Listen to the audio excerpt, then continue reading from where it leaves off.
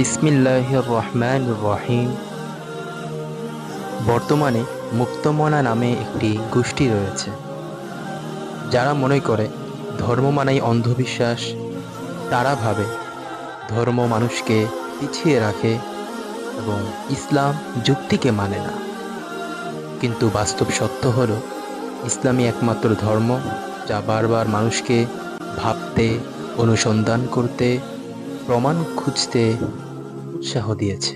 পবিত্র কোরআনে আল্লাহ পাক রব্বুল আলামিন বলেছেন, আফালা তাকিলুন আফালা তাতাফাক্কারুন, তোমরা কি চিন্তা করো না, তোমরা কি অনুধাবন করো না? অর্থাৎ ইসলাম প্রথম দিন থেকেই যুক্তিকে স্বাগত জানিয়েছে।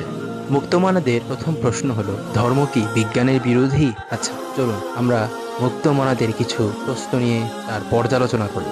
তাদের প্রথম প্রশ্ন, ধর্ম কি বিজ্ঞানের বিরোধী? এর একটা পাল্টা প্রশ্ন হতে পারে, বিজ্ঞান যেসব বিষয় 1400 বছর পর প্রমাণ করেছে, সেসব বিষয় কোরআনে আগে থেকেই ছিল, এটা কিভাবে সম্ভব? যেমন মানুষের ভ্রূণের পর্যায়ে, সূরা আল মুমিন, ولقد خلقنا الإنسان من سلالة من طين ثم جعلناه نطفة في قرار مكين ثم خلقنا النطفة علقة فخلقنا العلقة مضغة فخلقنا المضغة عظاما فكسونا العظام لحما ثم أنشأناه خلقا آخر فتبارك الله أحسن الخالقين।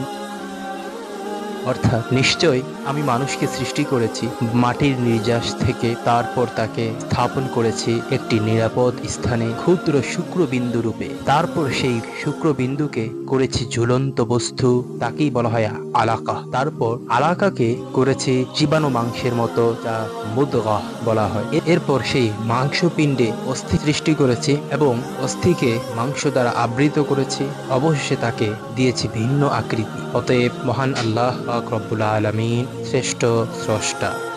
আরো কিছু বিষয় মহাবিশ্বের প্রসারণ সূরা যারিয়ার মধ্যে রয়েছে, অর্থ, আর আমি আকাশ তথা মহাবিশ্বকে শক্ত হাতে সৃষ্টি করেছি এবং আমি তা ক্রমশ বিস্তৃত করেছি। এরপর পর্বতের শিকড় নিয়ে সূরা আন-নাবার মধ্যে রয়েছে, আলাম নাজআলিল আরদা মিহাদা ওয়াল জিবালা আওতাদা, অর্থ, আমি কি পৃথিবীকে বিছানা হিসেবে বানাইনি এবং পর্বতগুলোকে স্থায়ী ও মজবুত স্তম্ভের মতো তৈরি করিনি? এরপর সমুদ্রের অদৃশ্য বাধা সূরা আর রহমানের মধ্যে রয়েছে, মারাজাল বাহরাইনি ইয়ালতাকিয়ান বাইনাহুমা বারযাখুন লা ইয়াবগিয়ান, অর্থাৎ তিনি দুই সমুদ্রকে মিলিত করেছেন, কিন্তু তাদের মধ্যে একটি বাধা রয়েছে যা তারা অতিক্রম করতে পারে না। এই সমস্ত বিষয় 1400 বছর আগে এসব কেউ জানতো না। তাহলে এই জ্ঞান কোথা থেকে এলো? সে সময় তো বিজ্ঞানও ছিল না। সুতরাং এই জ্ঞান কেবল আল্লাহ পাক রব্বুল আলামিনের পক্ষ থেকেই এসেছে। তাদের দ্বিতীয় প্রশ্ন, আল্লাহকে দেখা যায় না তাই তিনি নেই। পাল্টা যুক্তি হতে পারে, বাতাস, মধ্যাকর্ষণ, চৌম্বক শক্তি এসবও তো দেখা যায় না, কিন্তু প্রমাণ আছে বলে বিশ্বাস করি। ঠিক তেমনি মহাবিশ্বের নির্ভুল শৃঙ্খলা, ডিএনএ এর জটিলতা, জীবনের নিখুঁত ভারসাম্য, এসব আল্লাহর অস্তিত্বের নিদর্শন।